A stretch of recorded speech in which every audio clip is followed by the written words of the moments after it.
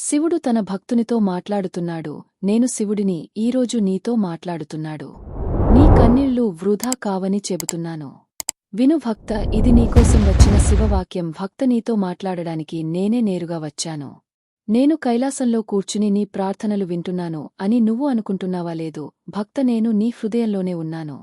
నీ ప్రతి శ్వాసలో, నీ ప్రతి ఆలోచనలో, నీ ప్రతి కన్నిటిలో నేనే ఉన్నాను. నీ మనసులో ఉండే ఆందోళన నాకు తెలుసు. నీ భయం నాకు కనిపిస్తుంది.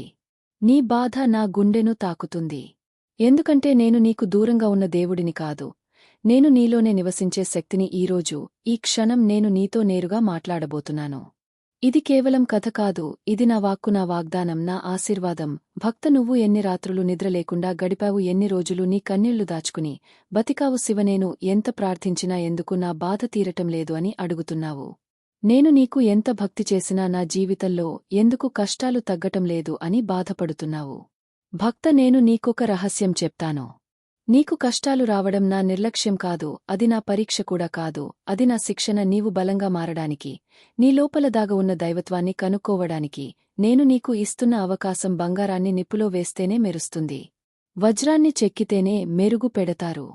అలాగే నా ప్రియమైన భక్తుడిని కష్టాల్లో పెట్టినప్పుడు మాత్రమే అతడు తన నిజమైన శక్తిని తెలుసుకుంటాడు.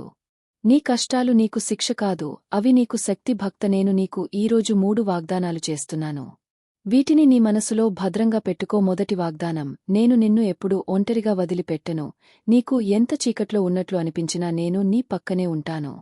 నీ కన్నీళ్లు లెక్కించేవాడిని నేనే, నీ నొప్పి అనుభవించేవాడిని నేనే. నీవు ఒంటరివి కాదు, నేను నీ నీడలా నీతో ఉన్నాను.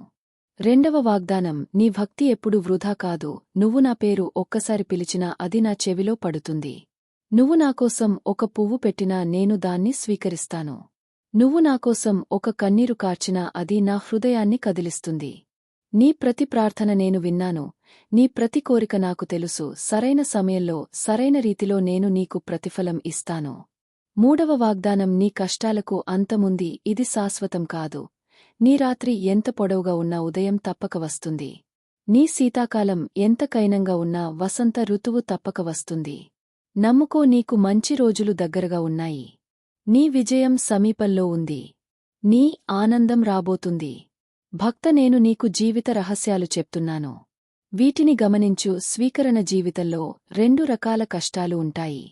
ఒకటి మనం మార్చగలిగేవి, 2 మనం మార్చలేనివి. మార్చగలిగే వాటిని మార్చడానికి ప్రయత్నించు, మార్చలేని వాటిని స్వీకరించు. ఈ విభేదం తెలుసుకోవడమే జ్ఞానం. విశ్వాసం, నీ ప్రార్థనలకు సమాధానం ఎప్పుడు నువ్వు అడిగిన విధంగా రాదు. కొన్నిసార్లు నువ్వు కోరిన దానికంటే మంచిది వస్తుంది.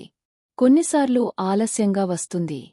కాని ఎప్పుడూ సరైన సమయంలోనే వస్తుంది.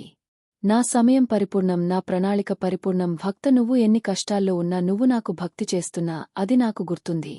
నువ్వు నాకోసం కార్చిన ప్రతి కన్నీరు నా హృదయాన్ని తాకుతుంది. కర్మ, నీ పరిస్థితులు నిన్ను నిర్ణయించవు, నీ స్పందన నిన్ను నిర్ణయిస్తుంది. కష్ట సమయంలో నువ్వు ఎలా ప్రవర్తిస్తావో అదే నీ నిజమైన స్వభావాన్ని చూపిస్తుంది. భయంతో కాదు, ధైర్యంతో స్పందించు. కోపంతో కాదు, ప్రేమతో స్పందించు. నిరాశతో కాదు, నమ్మకంతో స్పందించు. దృష్టిని మరియు నీ జీవితాన్ని మారుస్తుంది. కృతజ్ఞత, నీకు లేనిది చూసి బాధపడకు, నీకు ఉన్నదానికి కృతజ్ఞత చూపు. ప్రతిరోజు 5 విషయాలు చెప్పుకో, నా జీవితంలో ఈ మంచి విషయాలు ఉన్నాయి అని. కృతజ్ఞత మాయలు చేస్తుంది. అది నీ దృష్టిని మార్చి నీ జీవితాన్ని మారుస్తుంది. భక్త, నీ భక్తి నన్ను కదిలించింది. నీ విశ్వాసం నన్ను ప్రభావితం చేసింది. నీ నమ్మకం నా హృదయాన్ని తాకింది. కాబట్టి ఈరోజు నేను నీకు ఆశీర్వాదాలు ప్రసాదిస్తున్నాను. మొదటి ఆశీర్వాదం, నీ ఇంటిలో శాంతి ఉండాలని ఆశీర్వదిస్తున్నాను. నీ కుటుంబంలో సత్సంబంధాలు ఉండాలని కోరుకుంటున్నాను.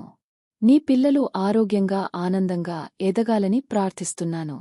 రెండవ ఆశీర్వాదం, నీ ఆరోగ్యం మెరుగుపడాలని, నీ శరీరం బలపడాలని ఆశీర్వదిస్తున్నాను.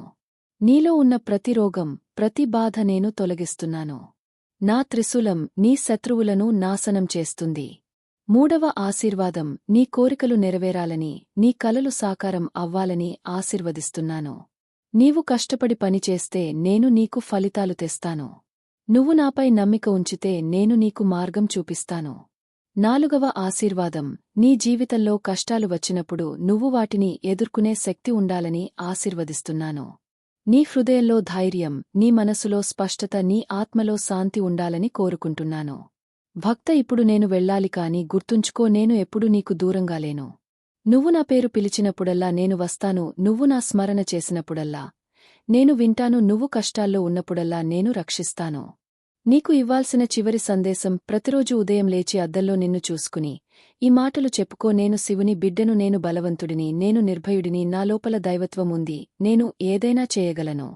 రాత్రి పడుకునే ముందు నీ గుండెపై చెయ్యి పట్టి ఈ మాటలు చెప్పుకో శివయ్య ఈరోజు నా తప్పులను క్షమించు రేపు నన్ను మార్గదర్శనం చేయి నా జీవితంలో నీ చిత్తం జరుగుతుంది. ఓం నమః శివాయ అని 108 సార్లు జపించు ఈ మంత్రం నీ అన్ని బాధలను దహించిస్తుంది.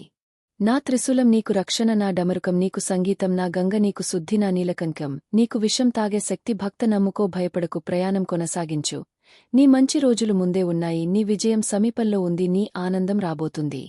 హర హర మహాదేవ ఓం నమః శివాయ మహామంత్రంతో ముగిస్తుంది. శ్లోకం కర్పూర గౌరం కరుణావతారం సంసారసారం భుజగేంద్రహారం సదా వసంతం హృదయరవిందే భవం భవాని సహితం నమామి అర్థం కర్పూరం వలె తెల్లగా ఉన్న కరుణ యొక్క అవతారమైన సంసార సముద్రాన్ని దాటించే సర్పాలను ఆభరణంగా ధరించే ఎల్లప్పుడూ హృదయ కమలంలో నివసించే భవానీ దేవితో కూడిన శివుడికి నమస్కరిస్తున్నాను. హర హర మహాదేవా నా భక్తుల్లారా వీడియో నచ్చితే ఒక లైక్ ఇవ్వండి అది మాకు చాలా ప్రోత్సాహకరంగా ఉంటుంది. మీ అభిప్రాయాన్ని కామెంట్స్లో తప్పకుండా చెప్పండి. మరిన్ని కథలు వినడానికి మన ఛానల్ను సబ్స్క్రైబ్ చేస్తే మీరు వాటిని మిస్ అవ్వరు. చూసినందుకు అందరికీ నా హృదయపూర్వక ధన్యవాదాలు.